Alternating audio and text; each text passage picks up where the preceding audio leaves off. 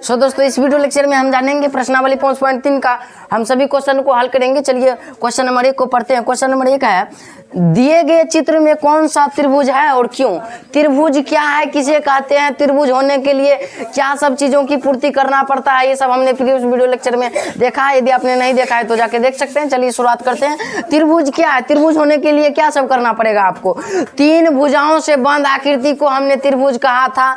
आप इस सभी आकृतियों में देख सकते हैं कि 3 भुजाओं से बंद कौन कौन सी आकृति है, उसे हम क्या कह देंगे? त्रिभुज कह देंगे।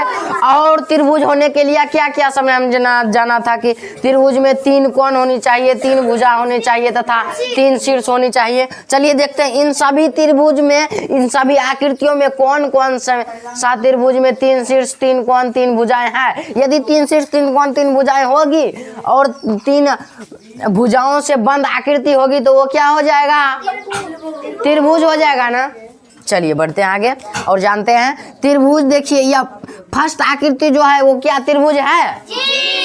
जी त्रिभुज है, क्योंकि हम देख रहे हैं यहाँ पे कि ये त्रिभुज होने के लिए जो भी नियमों की पालन करना पड़ता है वो नियमों का ये पालन कर रहा है। ऑब्वियसली आप देख सकते हैं यहाँ पे त्रिभुज 3 भुजाओं से घिरी हुई है, इसमें 3 कोण ऑब्वियसली है और 3 शीर्ष है और 3 भुजा है, कि इसलिए हम कह सकते हैं कि यह एक त्रिभुज है। क्या यह एक त्रिभुज है? नहीं। क्योंकि यह त्रिभुज इसीलिए नहीं है क्योंकि हम देख सकते हैं कि यहाँ पे 3 भुजाओं से तो घिरी नहीं हुआ है, क्योंकि ये 3 भुजाओं से क्या घिरी हुई है?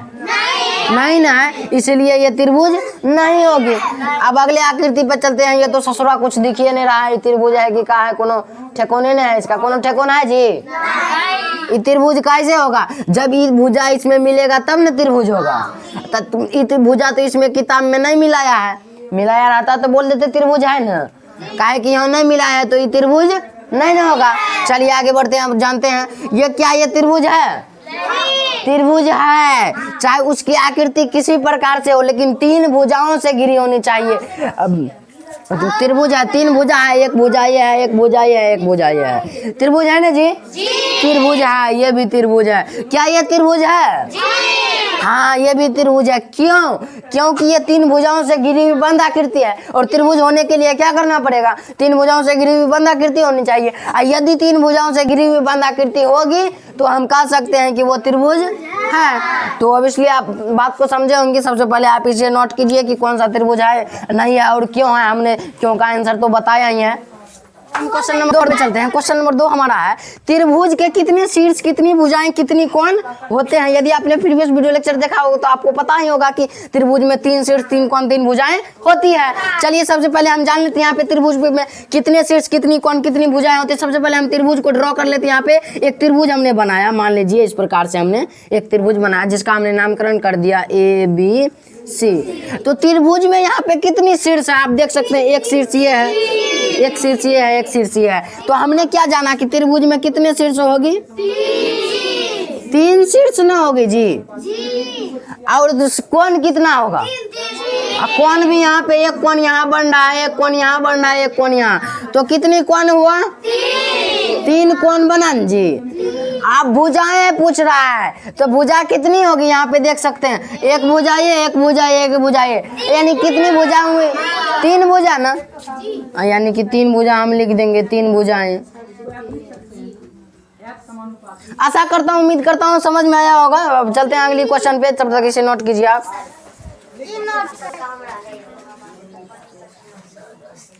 क्वेश्चन नंबर 3 हमारा है, त्रिभुज RST। त्रिभुज RST है दिया गया हमें चित्र में। शीर्ष, कोण और भुजा के नाम बताना है, लिखना है हमें। सबसे पहले हम त्रिभुज RST में देखेंगे कि हमारा जो ये त्रिभुज दिया गया है RST, इसमें भुजा क्या है, कोण क्या है, ये सब हमें बताना है। तो आपने यदि प्रीवियस वीडियो लेक्चर देखा है तो जैसा कि हमने पिछली क्लास में जाना था कि त्रिभुज में भुजा और कोण क्या क्या होता है। सबसे पहले हम शीर्ष जान लेते हैं, त्रिभुज के 3 शीर्ष को। अब देखिए शीर्ष क्या किया है यहाँ पे, R शीर्ष है ना, R शीर्ष है, S शीर्ष है, शीर्ष S और शीर्ष T है, एक उद बन गया। अब कहता है कोण। अब चलिए कोण ज्ञात करते हैं हम यहाँ पे। देखिए कोण यहाँ पे कोण, यदि आर कोण लिखना है तो एस आर टी लिखेंगे, ठीक। यदि टी कोण लिखना है तो आर टी एस। काहे कि हम जानते हैं कि जो कोण हमें लिखना होगा उसको हम क्या करेंगे, बीच में रखना है ना। उसको जो कोण हमें लिखना है उसे क्या कहाँ पे रखेंगे, उसे बीच पे रखना है ना, बीच पे रखना है। तो हम सबसे पहले आर को, यदि आर हमें कोण रखना है तो हम क्या करेंगे, यहाँ से शुरुआत करेंगे। कोण एस आर टी, एक कोण ये हुआ, कोण एस आर टी। अगला कोण पे चलते हैं। अगला कोण हमारा है आर टी एस, ये कोण हो गया कोण आर टी एस। और अगला कोण पे चलते हैं। यदि एस हमें लिखना है तो आर टी एस, सॉरी ये तो आर टी एस ये वाला हो गया, एस आर एस टी ये वाला कौन हो जाएगा। फिर जो कौन बीच में होगा उस कौन, वो कौन होगा, कौन आर एस टी, कौन आर एस टी, कौन आर एस टी। तो हमारा तीनों कौन मैनेज हो गया ना। तो अब फिर कहता है प्रश्न में भुजा का भी नाम लिखिए, तो हम भुजा का नाम यहाँ पे लिखेंगे। देखिए यहाँ पे भुजा क्या है, कौन भुजा आर एस ये भुजा है, आर टी ये भुजा है, एस टी ये सब भुजा है। हमने प्रीवियस क्लास में जाना था। तो भुजा का नाम लिख देते। भुजा क्या है, आर टी, आर एस और एस टी ये सब क्या था, भुजा था। आप इसे उल्टा पलटा के भी लिख सकते हैं, लेकिन हमारा सबसे मेन मुद्दा जो वो कहाँ पे है, लिखना है भुजा का नाम और कोण का नाम और शीर्ष का नाम। आशा करता हूँ समझ में आया होगा। तो चलिए अब फिर आगे बढ़ते हैं। क्वेश्चन नंबर 4 हमारा है आकृति त्रिभुज। देखिए त्रिभुज, यदि ये मान लीजिए त्रिभुज है तो इसे हम डिनोट भी कर सकते हैं इस प्रकार से, त्रिभुज से, ठीक। त्रिभुज बनाकर हम त्रिभुज को सूचित कर सकते हैं। ऑब्वियसली आप समझ गए होंगे। चलिए आगे बढ़ते हैं। त्रिभुज सी बी ए, त्रिभुज सी बी ए हमें क्या दिया गया है चित्र में, अंतः भाग, अंतः यानी कि अंदर वाला भाग, बहिर्भाग यानी कि बाहरी भाग यानी जो बाहर स्थित है, और त्रिभुज पर स्थित बिंदु बताइए। त्रिभुज पर कौन सा बिंदु स्थित है, त्रिभुज के अंतः कौन सा बिंदु स्थित है, त्रिभुज के बाहर कौन सा बिंदु स्थित है, यह हमें बताना। चलिए बताते हैं। त्रिभुज के अंतः भाग को सबसे पहले हम जानते हैं। त्रिभुज के अंतः भाग, अंतः भाग, तो त्रिभुज के अंतः कौन सा भाग है, अंतः का मतलब समझ रहे हैं आप, अंदर, त्रिभुज के अंदर भाग होनी चाहिए। तो क्या है, पी ना जी, तो पी हमारा आंसर हो गया। अब त्रिभुज के बाह्य भाग को जानेंगे, बहिर्भाग, ठीक, बहिर्भाग। त्रिभुज के बाह्य भाग को जानते हैं। त्रिभुज का बाह्य भाग आप देख सकते हैं। त्रिभुज तो ये पूरी त्रिभुज है ना जी। अब त्रिभुज के बाहर कौन सा बिंदु स्थित है, आर, बिल्कुल राइट।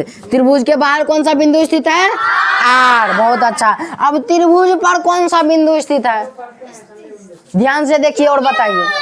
आप देख सकते हैं त्रिभुज सी बी ए पर, सी बी ए तो त्रिभुज है, लेकिन इस पे कौन सा बिंदु स्थित है, तो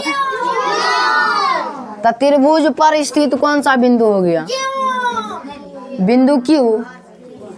समझ रहे हैं। अब हमको बताना क्या था, आकृति में त्रिभुज सी बी ए आकृति है, इसमें बहिर्भाग, अंतः भाग और त्रिभुज पर कौन सा बिंदु स्थित है ये बताना था। तो इसलिए आप देख सकते हैं हमने बता दिया। उम्मीद करता हूँ यहाँ तक समझ में आया होगा। चलिए अगले क्वेश्चन पे चलते हैं। चलिए दोस्तों अब हम क्वेश्चन नंबर 5 पे चलते हैं। क्वेश्चन नंबर 5 का प्रश्न एक है कि कहता है यहाँ पे खाली स्थान है, उसे क्या है हमें भरना है, बनाना है। तो चलिए बनाते हैं इसको। त्रिभुज के शीर्ष के भुजा पर डाला गया लंब त्रिभुज की डैश कहलाती है। अब त्रिभुज की क्या काल, जब हम त्रिभुज के शीर्ष पर लंब डालेंगे तो आप लोग जानते हैं कि क्या कहेंगे, उसे ऊंचाई कहते हैं, उसे हम ऊंचाई कहते हैं। जब किसी भी त्रिभुज पे मान लीजिए हम लंब डालेंगे इस प्रकार से, तो ये क्या है, हमारी ऊंचाई ना है जी। सॉरी, ये ऊंचाई नहीं है, ये है ऊंचाई। त्रिभुज के शीर्ष पर जब हम लंब डालेंगे तो उसे हम क्या कहते हैं, ऊंचाई कहते हैं, ऊंचाई। ओके, यानी कि हम ऊंचाई इसे कहेंगे, ऊंचाई। ओके, आई होप समझे होंगे आप। चलिए आगे बढ़ते हैं। त्रिभुज के शीर्ष से भुजा के मध्य बिंदु को मिलाने वाली रेखा त्रिभुज की डैश कहलाती है। अब कह रहा है कि त्रिभुज के जो शीर्ष है, ये सब त्रिभुज की क्या है, शीर्ष है।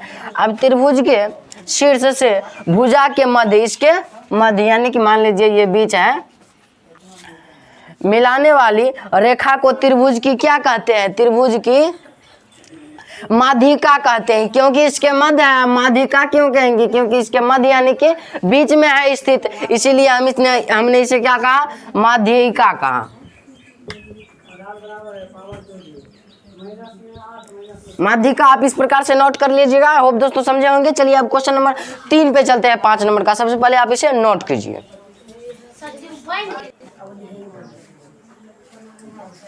क्वेश्चन नंबर 3 पे आते हैं। क्वेश्चन नंबर 3 है हमारा, त्रिभुज के माध्यिकाओं जिस बिंदु पर काटती है उसे डैश कहते हैं। यदि त्रिभुज की, मान लीजिए ये हमारा त्रिभुज है, इसका नामकरण भी चलिए कर ही देते हैं।